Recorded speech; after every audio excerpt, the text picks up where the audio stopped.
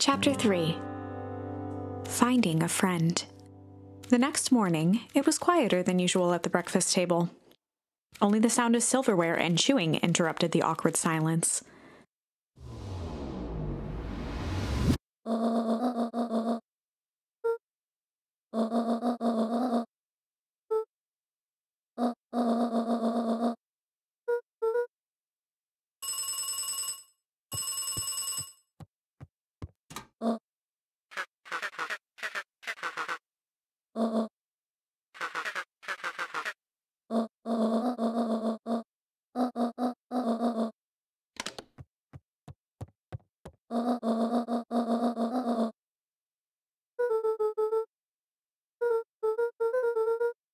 Gran's brow furrowed.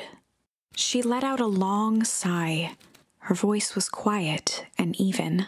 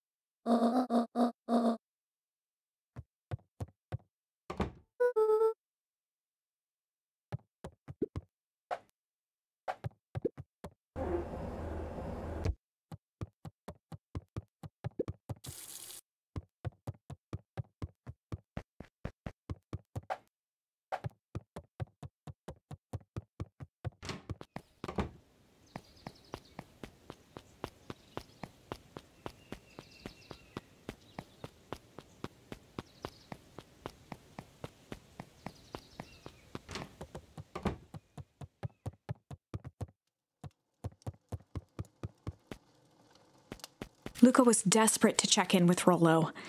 Until Gran returned, he was trapped. A faint electronic sound floated in the air.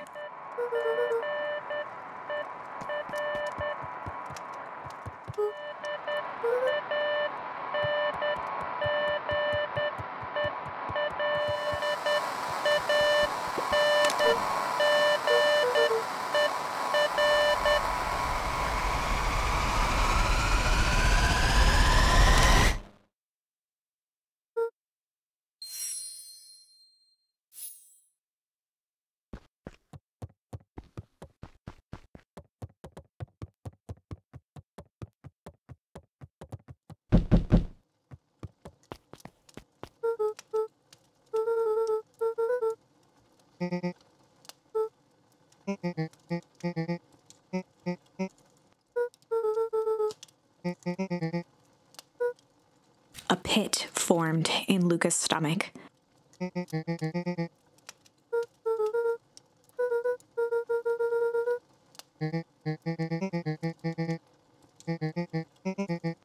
Luca's mouth felt dry.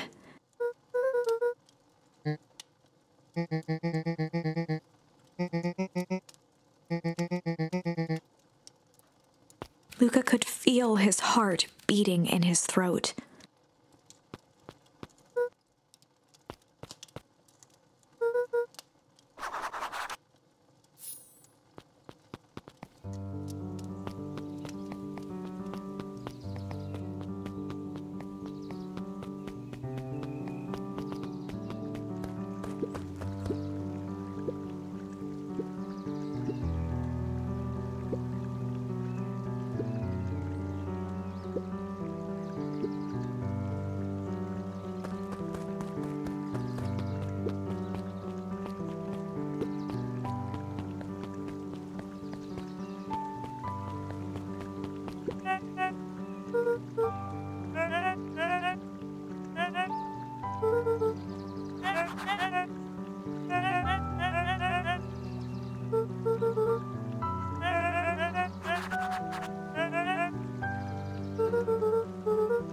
Toby looked up from the clipboard excitedly.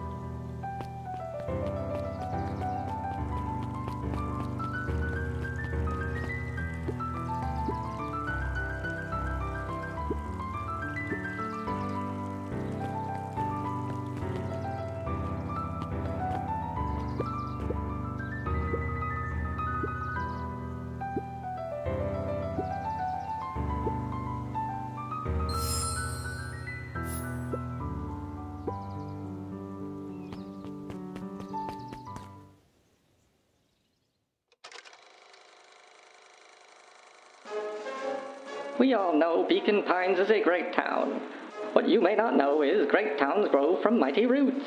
And that is why you cannot tell the story of Beacon Pines without telling the story of one Shopper Valentine. Young Shopper's keen intellect and strong moral fiber led to a grand vision. A vision of a community dedicated to a better tomorrow. In his own words, a better tomorrow is within our grasp, but it requires a singular mind to harness it. Lucky for us, he decided to grow that vision here, in Beacon Pines. And how does one grow a better tomorrow? With fertilizer, of course. Valentine's Fertilizer Company became the lifeblood of a town yearning for purpose. But then tragedy struck, a scientific experiment gone wrong. An accident which took Shopper away from us far too soon. To this day, we struggle to pick up the pieces. But one foul harvest isn't enough to stop the people of Beacon Pines. The spirit of Shopper Valentine lives on. It lives in the hearts of everyone with a dream for a better tomorrow. Together, we will follow his example and grow a bountiful future. Paid for by the Valentine family and the Valentine Fertilizer Company Remembrance Fund.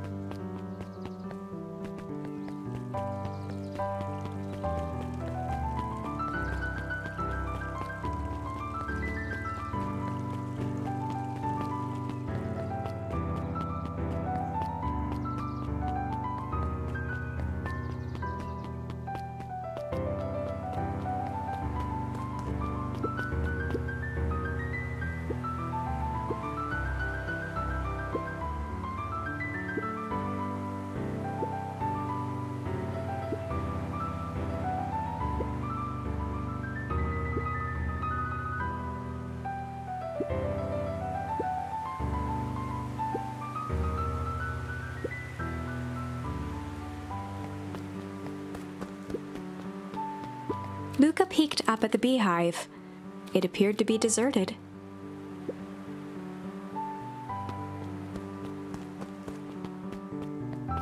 After the foul harvest destroyed their wealth and reputation, the Valentines shuttered off their estate from the rest of town.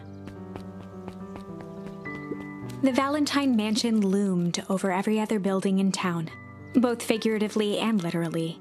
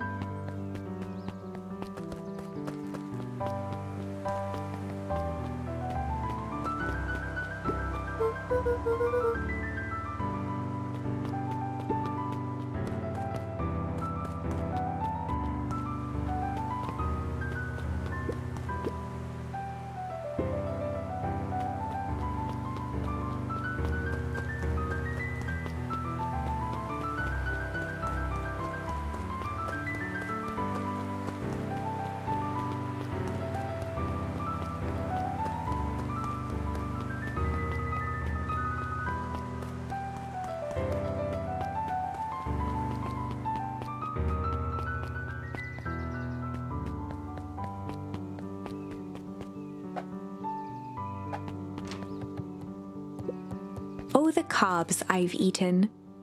A salad-centric travel guide for the mildly adventurous. Sally Seashore's simple, succulent sundries. Luca brushed off a smudge of dust. Or maybe it was flour. 30 recipes so easy you'll doubt it's even edible. A peek behind the curtain. The methods and ruminations of Patrick C. Montesquieu, one of the greatest acting minds of our time, by Patrick C. Montesquieu.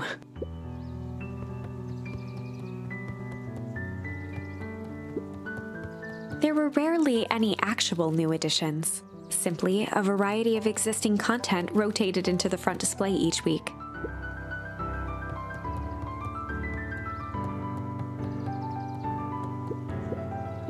The bottom corner shelf was a dusty array of thick science books. Only one binding was clean enough to read: Cellular Biology and the Chemistry of Mitosis.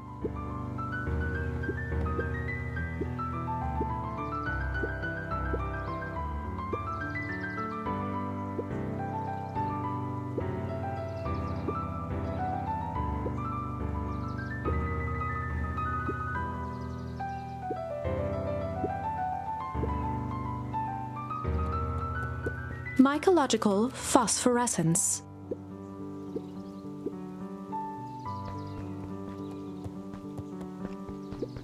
The entire top level of the library was devoted to comics, most of which were Hank Atomic and the myriad of lesser revered spin-offs.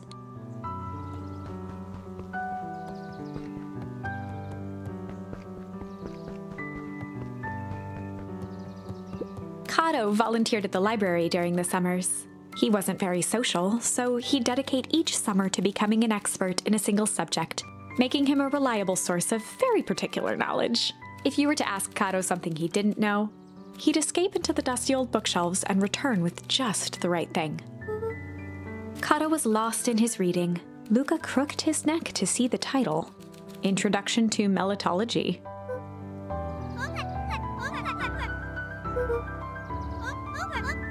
He gestured to the shelves.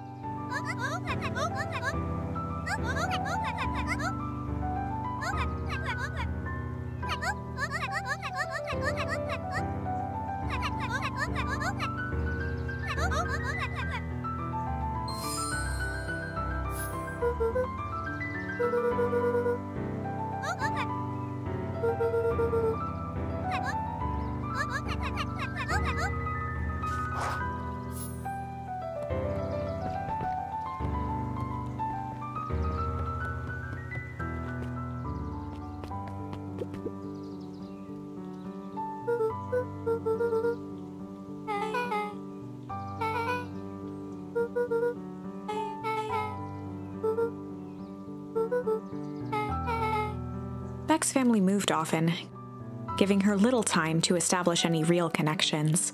She would tell you she prefers it that way.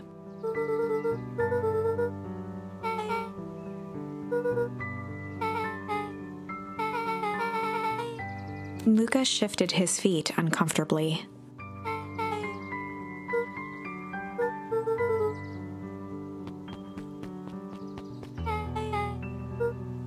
Beck pulled a coin from her pocket.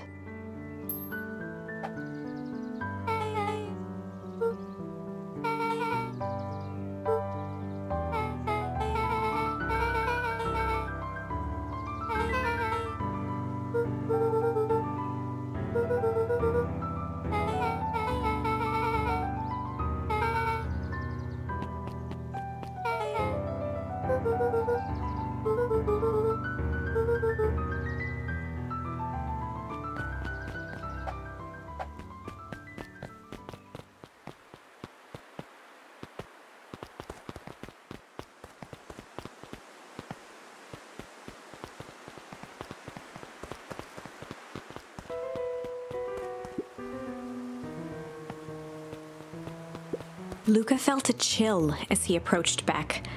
Her eyes were locked on the strange green liquid. The nearby grass was coated in a fine layer of frost.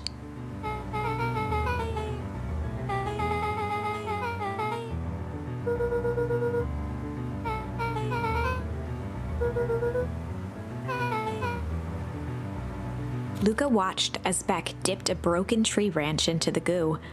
Beck's eyes widened as flowers grew from the dead wood. First small buds, which quickly bloomed into vibrant petals. As quickly as they had grown, the flowers began to shrivel and turn gray. Beck dropped the stick with a grunt of disgust.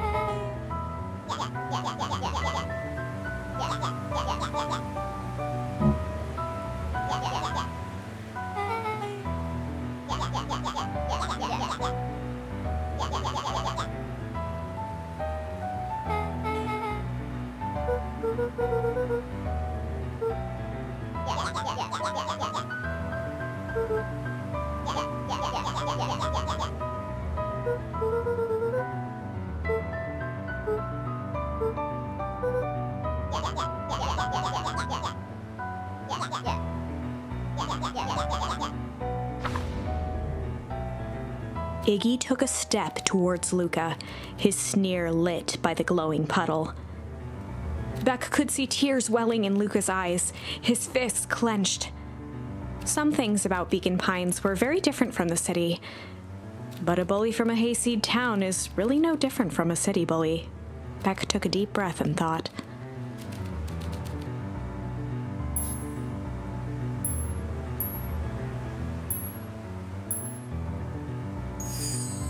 Well, time to bust out the tickles.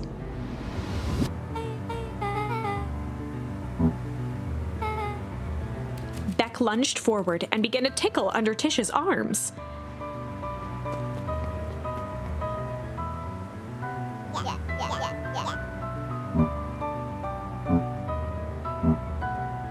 Tears began to form in Tish's eyes as she gasped for breath between gales of laughter.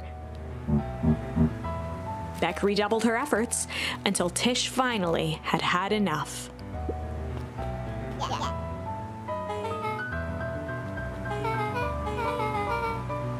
Iggy's eyes darted around, a realization dawning on his face that he was now outnumbered.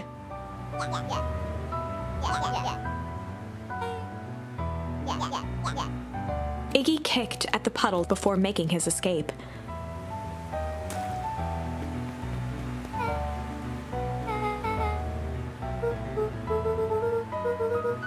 Beck shook the ooze out of her hair as best as she could.